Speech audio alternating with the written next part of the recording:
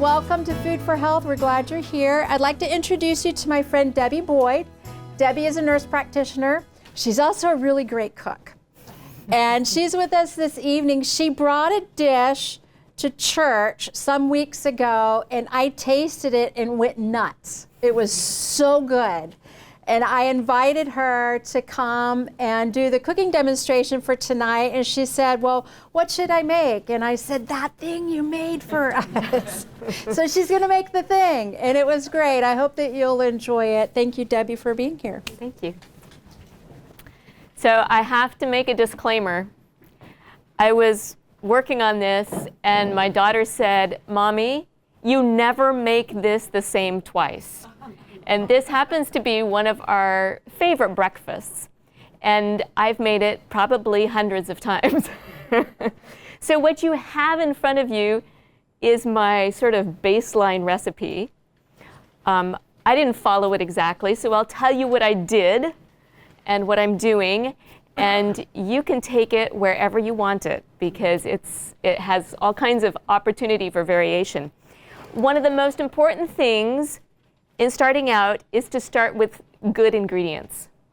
You can't make good muesli if you have cardboard tasting apples and you have no flavor berries. You've got to have, ingredients that really taste good on their own. And I was thinking about this on my way over here and thinking, isn't it amazing how you can put a seed in the dirt? Have any of you ever tasted dirt? And you water that dirt, and you get amazing, delicious food. Is that miraculous or what? Anyway, okay. So let's start with our muesli recipe. I start with toasted oats.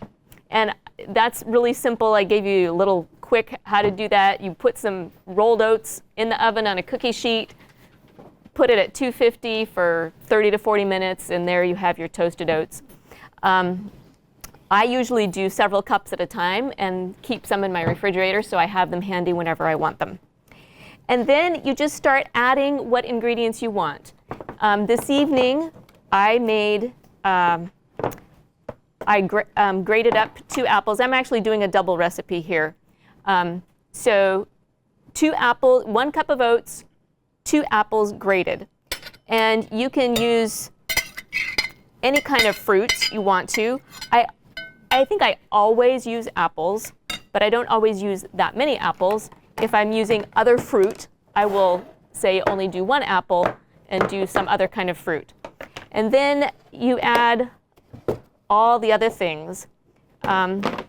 This is the berries, and this is where I varied a little bit. I used, instead of 1 cup of berries for a cup of oats, I used 2 cups of berries. Because this time that Cheryl was mentioning, I made muesli this morning, and my daughter said, Mom, this needs more berries. It doesn't taste like it did then. So twice as many berries. I like to have a mix of berries. The recipe I made up for you to sample also has some cherries in it. It has a bunch of different kinds of berries. If I use strawberries, I like to slice them up because I don't like big, huge, whole strawberries. And you can use fresh berries or you can use frozen berries. If you use frozen berries, it's nice to let them thaw out a little bit. Otherwise, they're really hard. If you let them thaw out, then they're a little bit more juicy. Some people like that, some people don't. Depends on what consistency you want your muesli to be like. If you like to be able to really chew on the oats, you can have the regular rolled oats. But if you don't like that so much, you can use the quick oats. That makes a difference. And it doesn't really matter what order you put the stuff in. I'm putting in the raisins right now. And nuts. The only thing that I think does make a difference is I don't add the yogurt until the very end. If I use yogurt or if I use soy milk or some other kind of non-dairy milk. And because I'm making a double recipe, I'm actually using a whole banana, but for a single recipe to fit what I fed Cheryl the other day, I would only put a half a banana. But typically, I put a whole banana for one recipe. And this actually makes a lot. I said that it has, makes 2 servings. This is 2 hearty servings for hungry adults. When I'm making it for my family, and I have 2 teenagers who are, good eaters, I will make probably 2 or 3 recipes, probably 3 recipes, because we like leftovers. Muesli doesn't necessarily look beautiful when it's leftovers, but it tastes delicious. And it never goes begging in our refrigerator. My family will eat it for breakfast, lunch, or supper.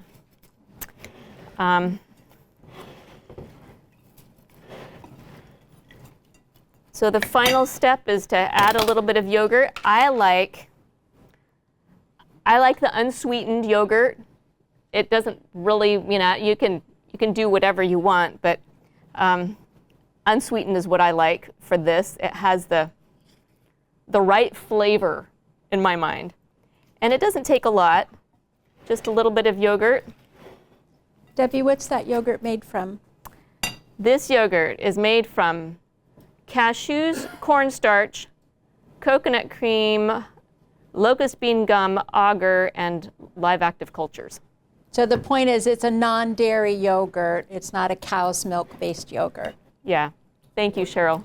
What's Sorry. the purpose of a non-dairy? Purpose of non-dairy? Well, because, and you can ask Dr. Howe more about this, but it has to do with any kind of animal products you have more, cholesterol, opportunity for increasing your cholesterol. It's not about flavor, it's about health. Health, okay. That's what I was wondering. Yeah. Flavor or health. Yeah, it's health. Yeah.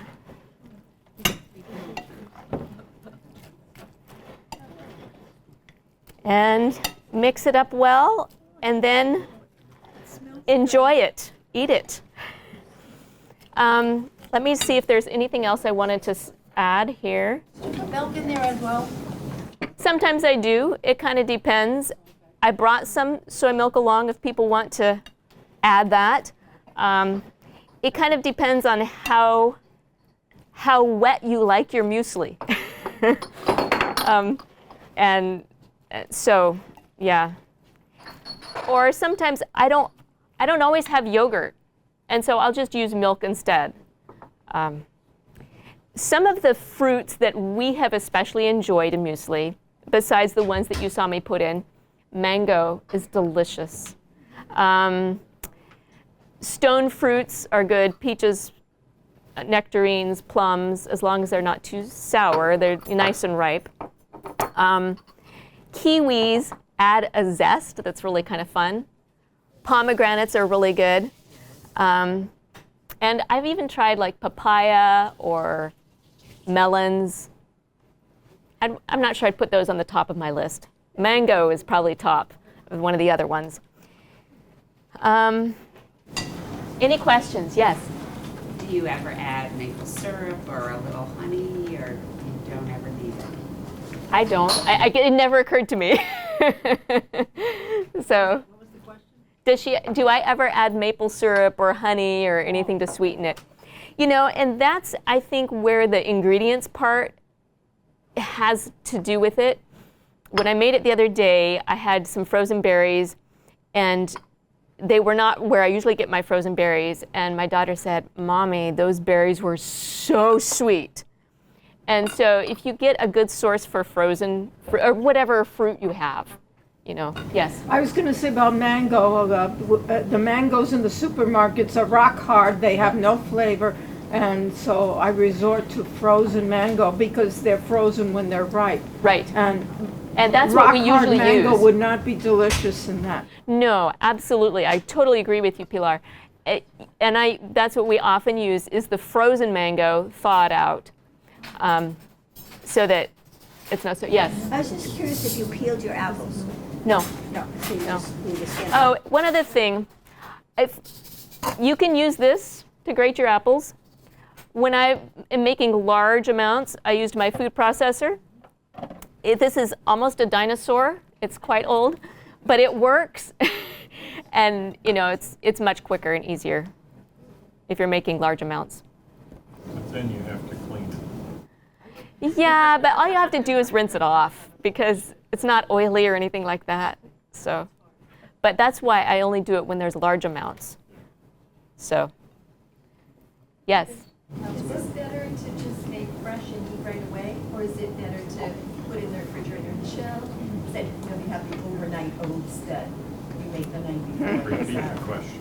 So, the question was, is this better to eat, make it fresh, eat it right away, or overnight chill, you know, like overnight oats? And I think that really has to do with your personal preference. So what I'm serving, what I had made up for samples, I set the berries out, you know, I did that this afternoon. So the berries had thawed out nicely, and they've had quite a bit of time to soak into the oats. And so it changes the consistency of the oats. I think that fresh fruit is always better fresh. I think you have more nutrients when you're eating it fresh.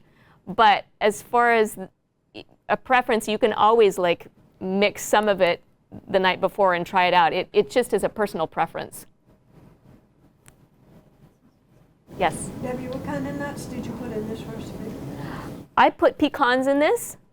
I often put walnuts, but I like to get my walnuts.